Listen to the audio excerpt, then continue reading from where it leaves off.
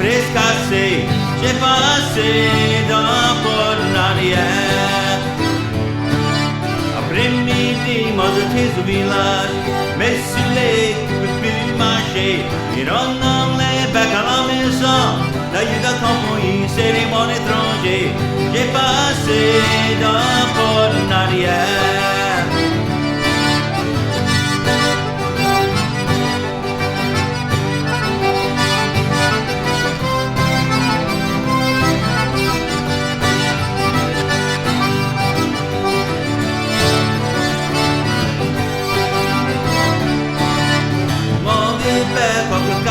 Il a ses couchons et mon idée. Il va écouter ce que la trône a tête. Un jour va tout devant de gré. J'ai passé dans Port arrière. J'ai eu un tas d'amis qu'on appelle l'argent. C'était la plus l'argent et l'on plus moi. J'étais dans le village, ils m'ont mis dans le tracas. Le roman a marché, j'ai pas dit dans la prison. J'ai passé dans la Port arrière.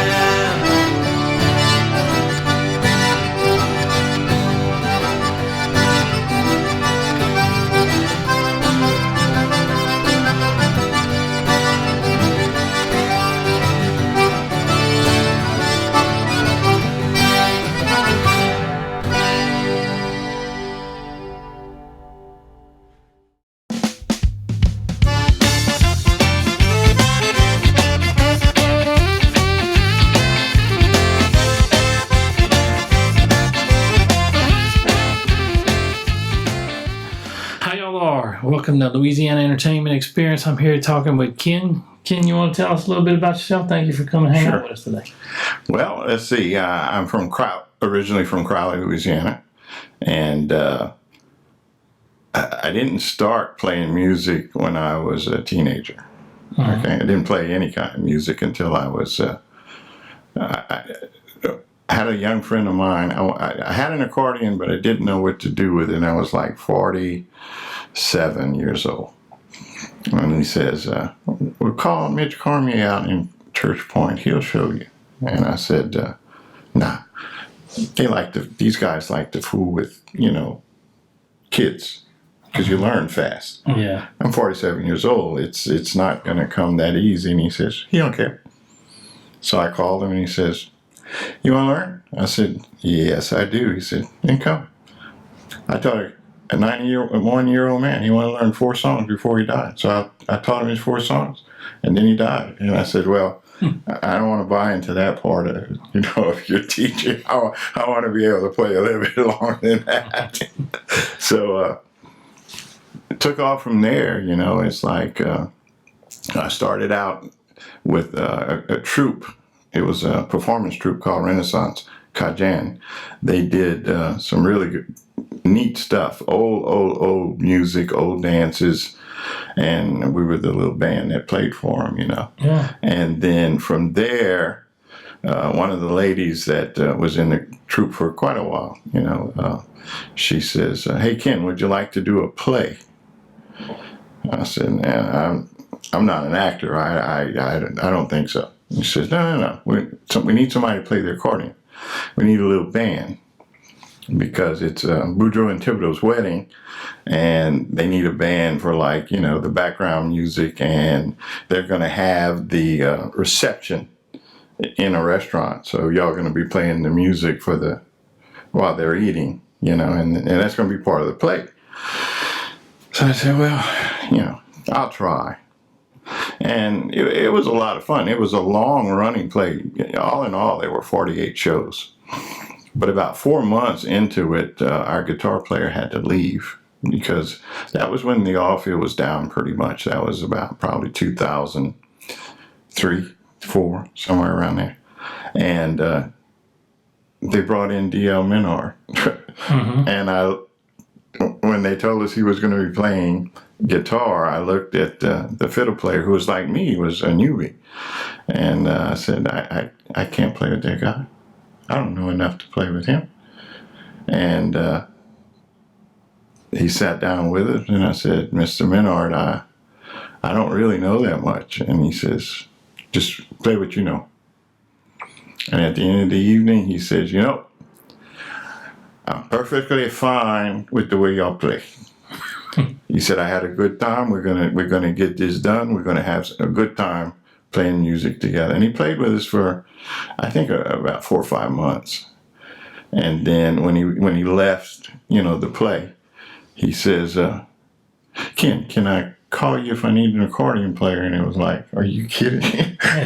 Please do.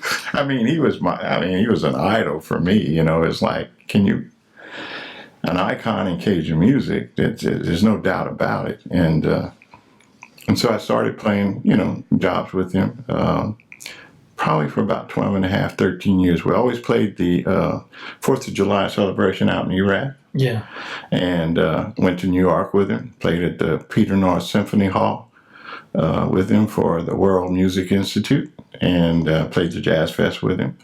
And I mean, he gave me so many opportunities. And I told him one day, I said, you know, I can't thank you enough for what you've done for me.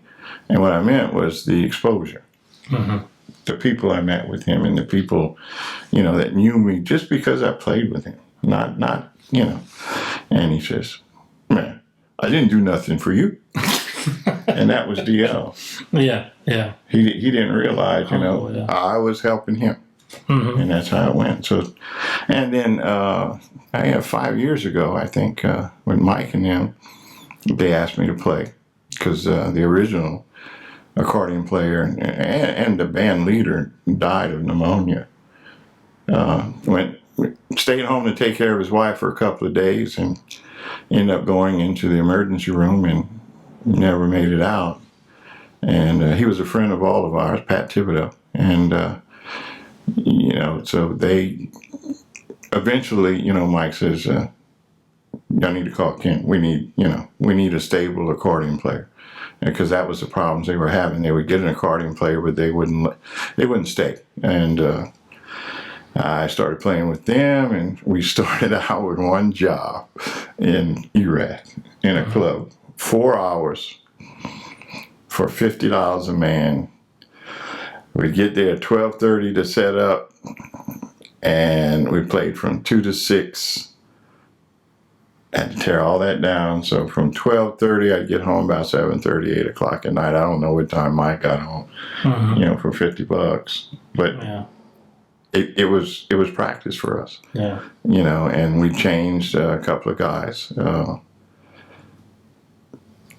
that better fit what we were doing, because we started out doing, saying we're going to do country and swamp pop and traditional Cajun music, but actually traditional Cajun music is our bread and butter. That's where we get our work, and we get a lot of work. We play at DI's out in Evangeline.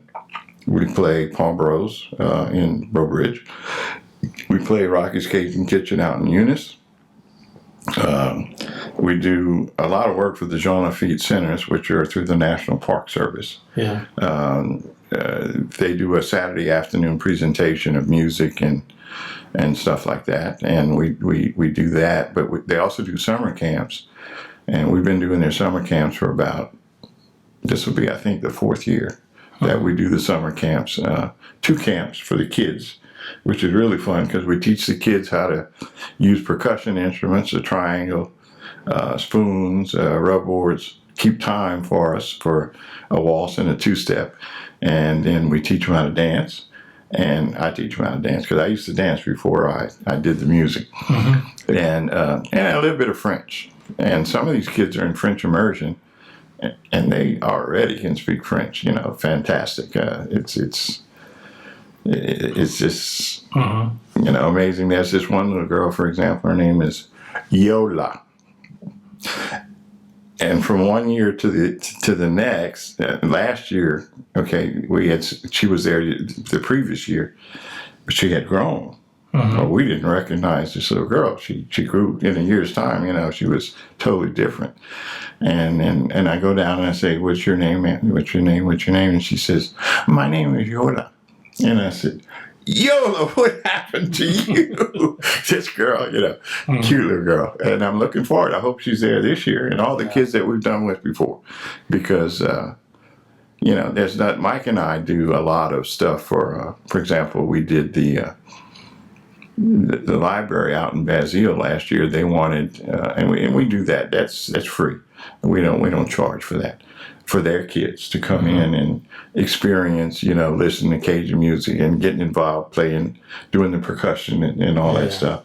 And that's the rewarding part. It's just as important to us as getting paid. Yeah, it really is. Now, you were talking earlier about the different dialects from Cajun, the way y'all speak French here. Yeah, I don't speak. About the only French I know is "Comment ça va," but that's good. What was different from here to France to different areas? Our dialect is old. Okay, when the Acadians came to Canada, it was around 1605, as I recall, and then they were ejected from Canada, in like the 1700s, I believe. I might be wrong about that. You remember, Mike? Anyway, our dialect is old. There was no way to add to it. And there were things when the first Acadians came here, mostly 10 years after they were ejected from Canada, that didn't exist where they were from France. Yeah. And so they adopted, words that were different. For example, a raccoon, we borrowed an Indian word called chaoui. That's what we call a coon, a chaoui. In France, it's a raton laveur, which is raton is actually a Spanish word. You've heard of Boca Raton. Yeah. It's a mouse. Yeah. And laveur means to wash. Mm-hmm. So, you see a raccoon washing its food, but it's because it doesn't have salivary glands. It's not really washing anything. Mm-hmm. And so that's totally different, They use, for example, like when they're saying we are, it's nous sommes, we say on est. Mm-hmm. And so our French is pretty much the same, say 80 to 85%. And then there's 15 to 20% that the Cajuns have adopted new words, adopted words from Spanish, or adopted words from the Indians, made up words. Yeah. See, there was no word for possum. So they called that an rodbois, a wood rat. Mm. Yeah. Because that's what it looked like, come out of the woods and it looked like a weird looking rat. So they call that a rodbois. And in France, they just call that au possum, with the O, as we were taught as kids, And there's differences. But even around here, because travel was limited to horses and horse and buggy, people didn't travel very far. Yeah. So you ever played the little game in school where you start at one end and you tell somebody, whisper something? Yeah. And it goes around. Travels. Well, that's pretty much what happens sometimes with the language. The words, let's see, a good example is to close. The French word is fermer. It means to close. A lot of Cajuns, you're going to hear them say fram. Mm-hmm. Fram la porte, not ferme la porte, fram la porte. They kind of, but it's the same word, but it's changed over time because somewhere along the line, somebody heard fram instead of femme. Mm-hmm. And it just stuck, Yeah. We don't have, for example, a word in Cajun French for a truck. And we just say truck. A friend of mine who I play with another band too, and he said his grandmother one time told him, go put this stuff in the truck. I met ça dans truck, and he says, Grandma, truck ain't French. She said in French, but she said, if I get my stick, it's going to be French. So he learned real quick. Don't question grandma. Yeah, don't question. Do not talk to me like that. And then, of course, we have Creole. Bro Bridge is famous for, they call it Kodi Bini. V-I-N-I, but you don't, Vini, but Bini. Kodi Bini. Kodi means to go over there, and Bini means come here, to go and to come. It's a Creole dialect, and it's heavy over there. Just a few words different, but, it's different. Now with the music, we talk about, we've been having a lot of Zydeco guys on and Cajun guys, and what's clear difference between Cajun and Zydeco? And in the beginning, there wasn't a lot of difference. I talked to Mr. Boisek Ardouin one time, and there was a time we didn't say Cajun music, and we didn't, it was French music. Period. La musique en français. And that's what Boisek said. I play, moi joue la musique française. I played French music. He didn't say Creole. He didn't say this or that. It was French music. Now, the style was a little bit different. They like to play a little bit more syncopation and quicker, and the Cajun players like to play a little bit slower, and they grew together. They were like parallel. Yeah. And then they started to branch off. People like Clifton Chenier started adding blues into his music. And which. Nothing wrong with that. He just took it in a different direction, but he still did a lot of music that was in French. He still did a lot. There's a story, I don't know how accurate it is, that somebody asked, he played a song, Les Zydeco sont pas salés. A Zydeco in French is a green bean. So when you say Les Zydeco sont pas salés, it means the green beans aren't salty. And that's the name of the song. And he played it, and it's also a popular Cajun song. Aldous Roger used to play it a lot, and a lot of bands play it now. And so somebody asked him one day, what do you call your style of music? And he says, Zydeco. But it's spelled different. See, a green bean is Haricot. And they spell Zydeco, of course, Zydeco, but still, allegedly for some people, that's where the name Zydeco came from. So, and then now, look, they're doing, it's actually English music, moving on up to Jefferson's theme song. That's, and there's still some, guys that do, Gino Delafosse, he does the original, all the way from the original La La or Creole music to Zydeco. He does it all. If you listen to Gino's songs, a lot of them, the Cajun music, because he does Cajun music, he does his style of music. It's not really, it's French music. It sounds a lot like what we do. It's just a little bit different, but you get that difference between Cajun accordion players that we all play different. Nobody plays the same. So, and that's, we all went and just like Cajun music. Our thing is traditional because we play, like I said, in restaurants and stuff like that. And that's our bread and butter. But you take people like Wayne Toops, he's brought it further along and put a little rock in there, and nothing wrong with that. Jazz it up a little bit. That's right. There's nothing wrong with that.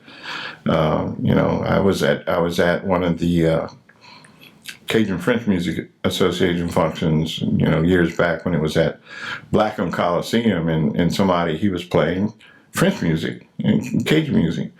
And he's really good at it too, but that was where he started. And somebody hollered out in the audience, you ought to play that all the time. And he got up to the mic and very sincerely told them, I wish I could, because I love this music, but I can't make a living with it. Yeah. And that's the thing, Cajun music is not, you're not going to make a living. You're going to have to branch out with other kind of music. It's a local, regionalized type of music, and it's very popular though, worldwide. I'm telling you, DL went to, I want to say, 36 different countries. Played in China and Russia and all over. And South America was well received. Yeah. We get people, like I said, the other day we had people from Switzerland. We had somebody France. We had 2 couples from France.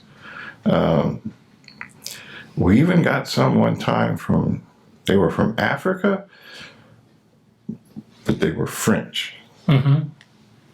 Okay. Yeah, there's a lot of French. Yeah, they were.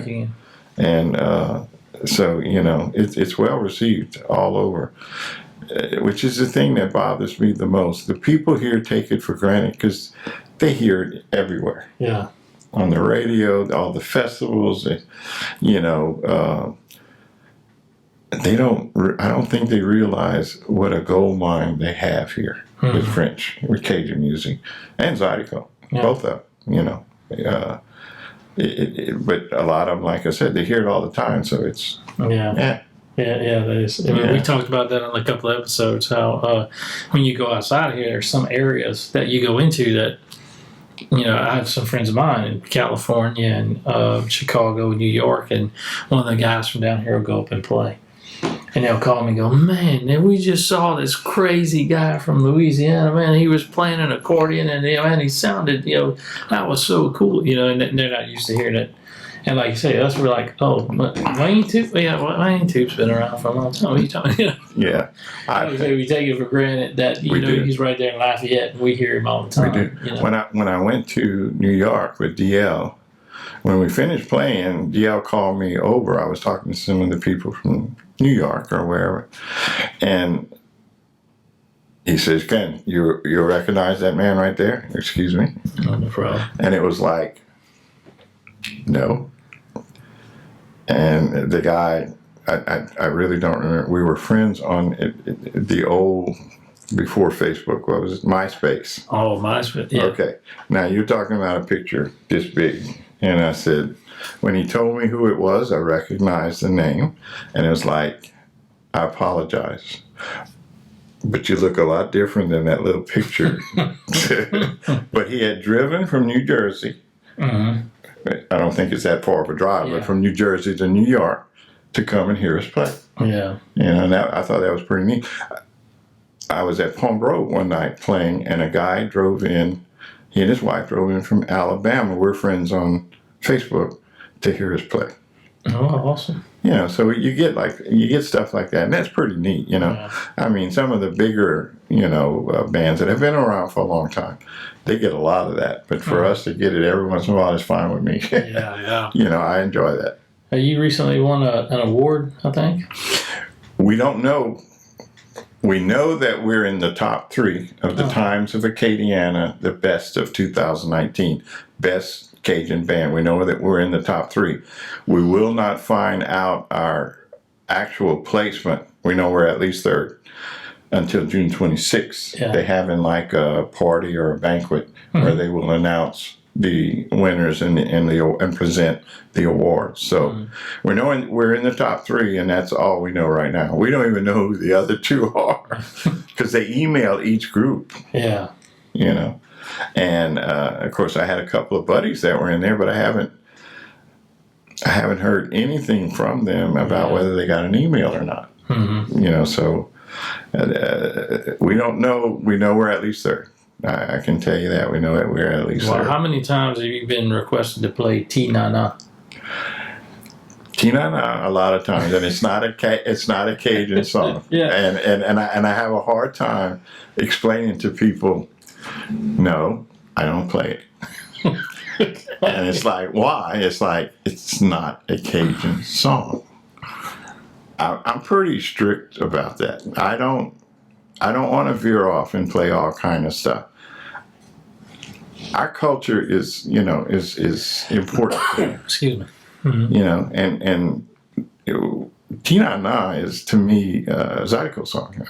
You know, and it's a pretty song. I like the song, and I like the story behind it. You know, he's got to call her Tina Na because he's cheating, so he can't call her by her name. But yeah, I get asked a lot, and it's like, no, I don't play that song. But look, I've gotten asked to play. Can you play "Sitting in My Ya-Ya"? And it's like, no. One time we did a private party, and some of the little girls came. Can you do some Britney Spears? And it's like, no, sweetie, I can't. Yeah, it's all good. Spears, they looked at you and wanted to hear Britney Spears? Yes. Oh, wow. Yes. It's all good. Yeah. The songs y'all played for us earlier, you and Mike. Those are covers. Okay. The first one is the first one is on our CD. It's a song that was written by Joel Saunier and performed by Mr. Robert Bertrand. Mr. Robert Bertrand was a fantastic old-time Cajun musician, fiddle player, drummer, guitar player, and vocalist. And he's got some nice music out there. And we tried to pick stuff that is not, I mean, it's been re-recorded before, but not like some of them. Yeah. You know, not like Black and Scene Special that's been recorded for 250 times, you know. So, yeah. And of course, The Back Door, that's been recorded a lot. Floyd told DL, but DL's special to me. I mean, you know, he died in 2017. I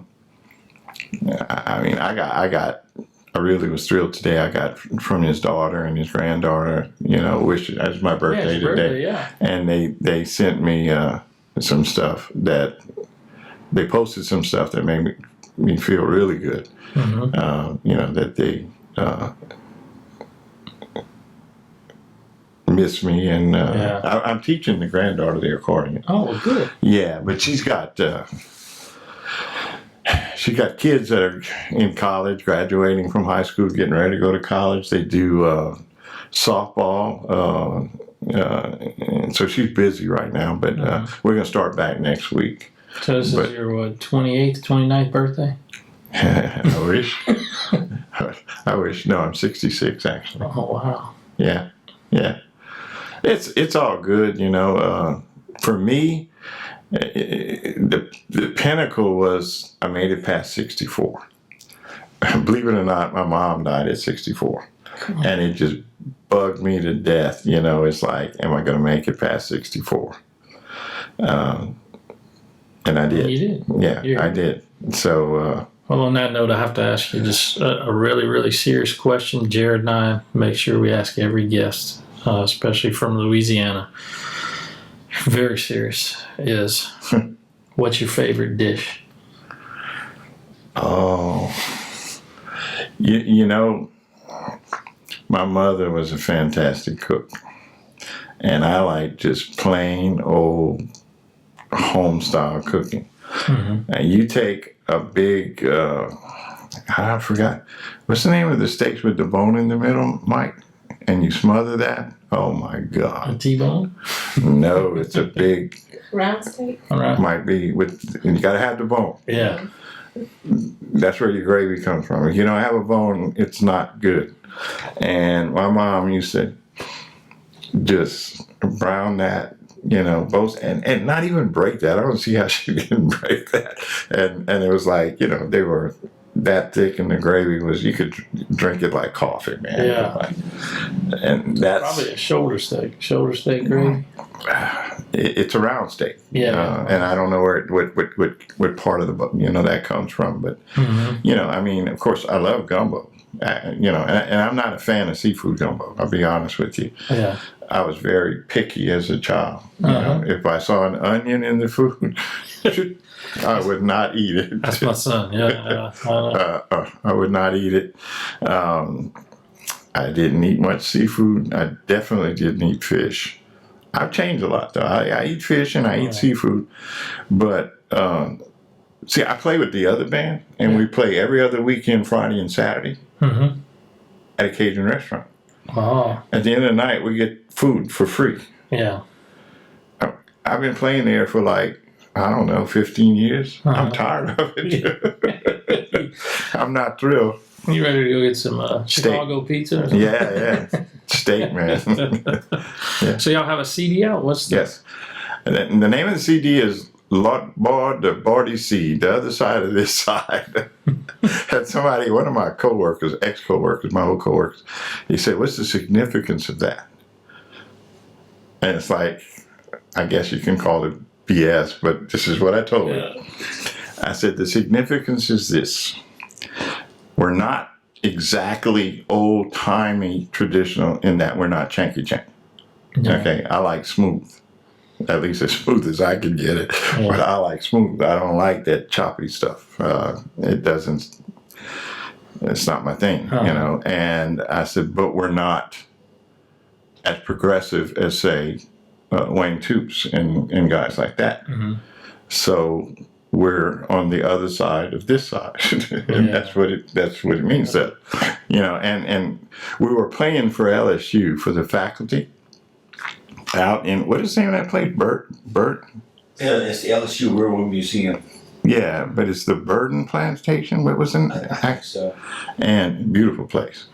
Got all kinds of old buildings, and they had an old outhouse painted white, right by where we were set up to play. Yeah. And Mike says, "Go take a picture of that," because I was taking pictures of all the buildings, and it's like, the outhouse? It was like, yeah. I think I want to use that as the cover for the CD, and he did, and we did, and that's it. You know, I took a picture, and that's so. But yeah, there are actually 5 originals. One was one I wrote that was recorded with the other band that I played with before, so it was recorded before, and 4 are absolutely new in the sense they have never been recorded. Mike wrote 3 and I wrote 1. I'll let him tell you about his because we kind of joked. The one, Mike's are all apologizing to his wife. And on the other hand, the song that I wrote that was recorded before is not an apology. It's the last in a trilogy. The first 2 were the begging songs. Yeah. Okay. The third one, no. By the third song that I wrote about our relationship, it was like, "Thank God you left." And that's the name. That's the name of the song. That's the name of the song. Oh, wow. And the new song is, it's a song that I wrote, oh man, I don't know how long, 15 years ago. I lost a really good buddy when I was learning how to play music. You know, I'm gonna throw this out there for all the guys that are accomplished musicians that go to jams. Yeah. You know, I had a lot of people when it was my turn to play. And I don't blame them really, but they get up and walk off. That is like devastating, you know, to somebody that's trying to learn. And I swear to God, I will never do that. I don't care how bad they are; they're learning. Yeah. I'm gonna bear with it. And these guys, his band, they had no problem. You know, it didn't matter how bad I messed up. I still, every time I was around, they wanted me to go up and play. And he died of cancer. The leader of the band did. And I wrote that song, and I just left it there. Didn't do anything with it. Then when, like I said, this band, Pat Thibodeau, a good friend of ours, he died. And then, of course, we lost a young friend named Seth Guidry at the age of 25. And just so many other musicians. And so this song is really about losing our musician friends. Because it starts right out with the words, "Aujourd'hui on a perdu un musicien." Today we lost a musician. un bon homme, a good man, un bon père, a good father, un bon ami, a good friend. So, that's the significance, and that's what that song's about. Where can they pick the disc up at? It's on CD Baby, CD Baby, iTunes, Amazon, Michael.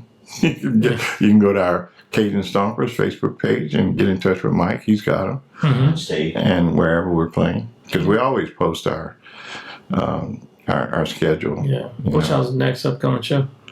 It's not going to be until June, I think. We don't have anything till June, right? June 1st, is it? At DI's. In Evangel. Just so happened that we scheduled 5-6 jobs all within 5 days. When they're usually spread out. Yeah, make sure to send me that. So we repost.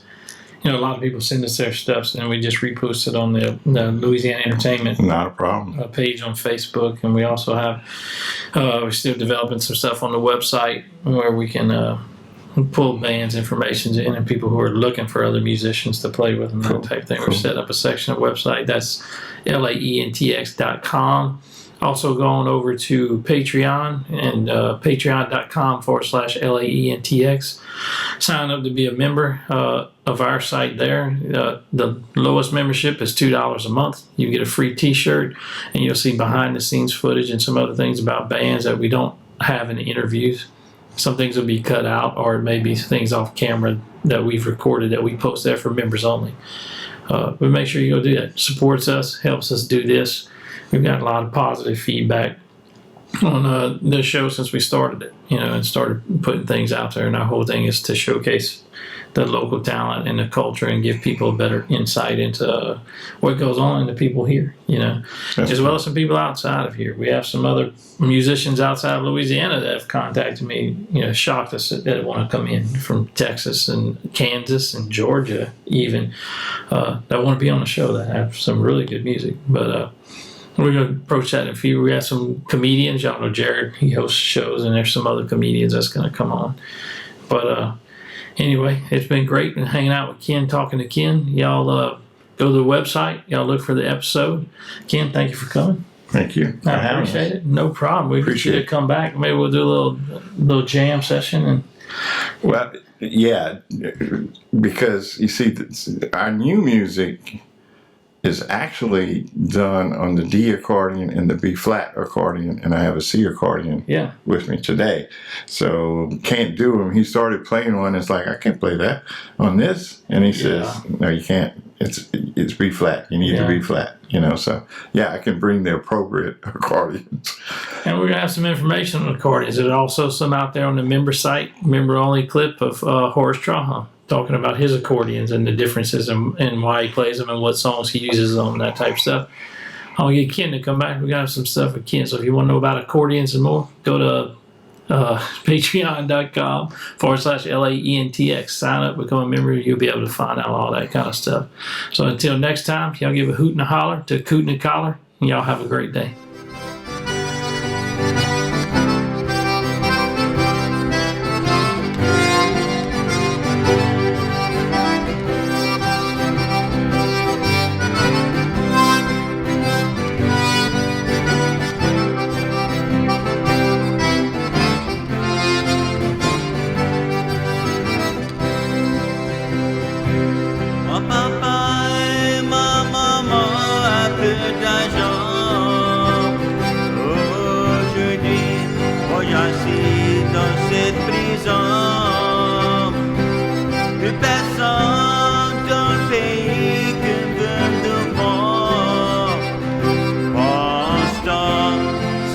Je de ma maman.